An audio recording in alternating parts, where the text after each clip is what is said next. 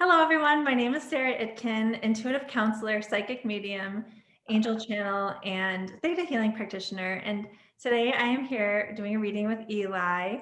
And Eli wants to know just kind of what actions to take in life.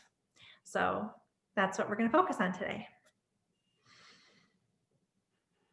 Well, I'm hearing that you are bursting with creative ideas. Do you do a lot of writing by any chance? Like, do you consider yourself to be a creative person? I definitely would say creative. Whether it happens in the writing format is not always where it's at, but if you look at it in a way of I make a lot of videos and that could be a form of writing, then yeah. Okay.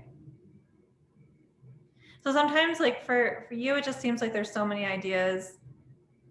Sometimes it feels confusing as to like which idea to jump on, right? Because you're just so Yeah. creative.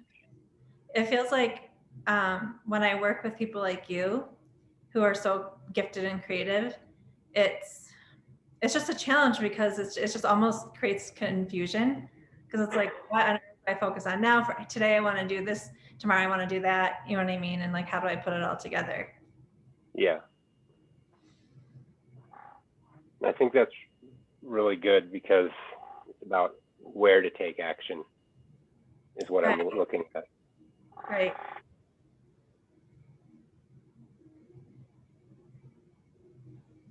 So the first thing is just I'm hearing is about to do what it is that makes you feel the most alive. Are you thinking about starting a new business? Well, I pretty much am starting a new business. Okay. Yeah, and that's just it feels like it's making you feel really alive and excited. So Mm-hmm. you're on the right path because that's basically the message is just to do what makes you feel so alive and purposeful. Yeah. And that your business, if it's not already successful, it will be because it seems like you're well connected, like you have a lot of connections in the community. Um, I know a lot of people. Yeah. yeah, and then with those connections, you can build your business. Yeah. You have an entrepreneurial mindset, and you've always liked to be your own boss. Like, Well, I've never been my own boss, but I am my own boss for the very first time. and does that feel good to you? It does. It's very Yeah, exciting. It really matches what you're saying is that I feel uncomfortable, but it's inspiring and it can be seen. exactly. And you have the ability to be your own boss. Like you just, I mean, you really have the full, I'm hearing you just have the full package on what it takes to have a successful business. But being your own boss is so um, enlightening for you because you get to create without having to be told no or you can't do this, not running into those types of restrictions. Yeah.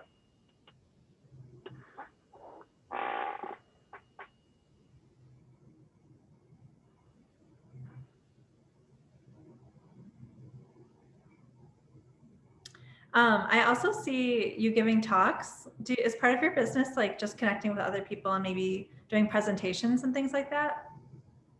Oh, again, I also will just talk into the camera sometimes and record it and post it. So in a way, it is public speaking. Right, It exactly. may not be in front of people, but that's something that I would want to do. I think because I can see you almost like educating or training people or just getting them excited about your business. So like when COVID's over, I can see you holding like seminars or something, or because I think there are going to be people who want to be on board with what you're doing. Okay.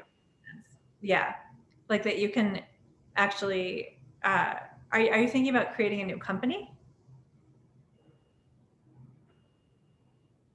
To a certain extent, yeah. Like how I want to brand myself Mm-hmm. or I want to brand something and create an entire pie of like provide the entire pie Yeah, in because a business. I can see you hiring people. Um, I also see you having a business partner or just somebody that you work with that kind of balances out what you do. But Hmm. person has expertise in one way and you have expertise in another, and you guys collaborate, maybe even a third person.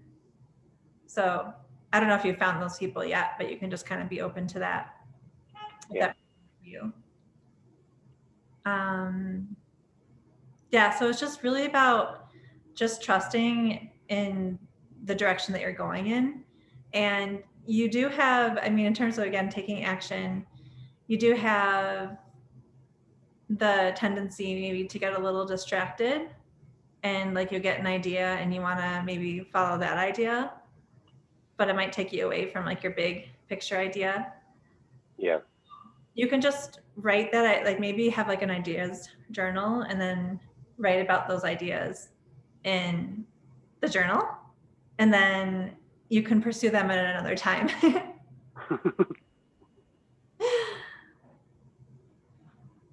It's just funny to me because I can just see that you have so many of those.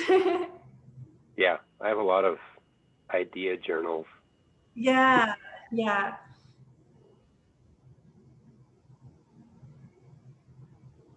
I also do feel like you're connected to spirit. Like, do you recognize that you're intuitive?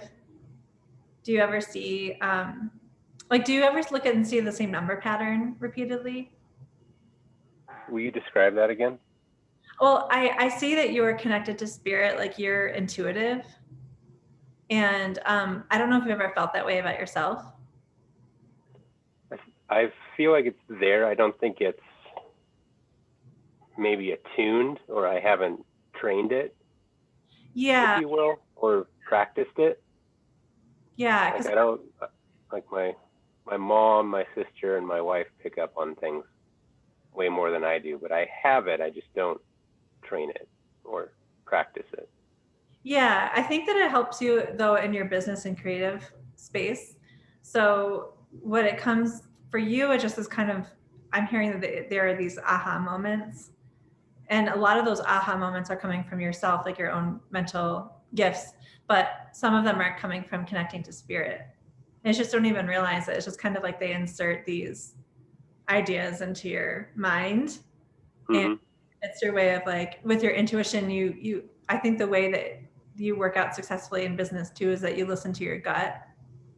And when you're like, my gut is telling me to do something, you do it. Okay. Yeah. And oh, by the way, do you see repetitive number patterns? Like if you look at the clock and you see the same numbers over and over again, things like that. 555 was one that I always picked up as a kid, but yeah, I've seen 1111 Mm-hmm. pretty regular. That's really great.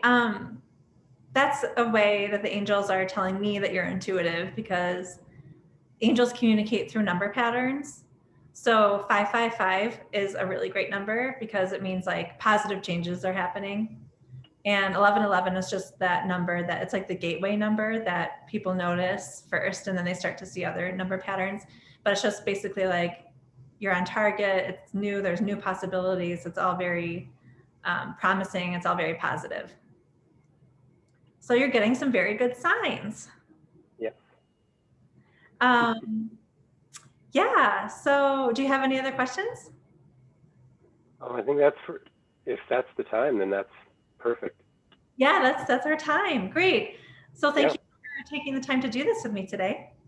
of course. Thank you. You're welcome.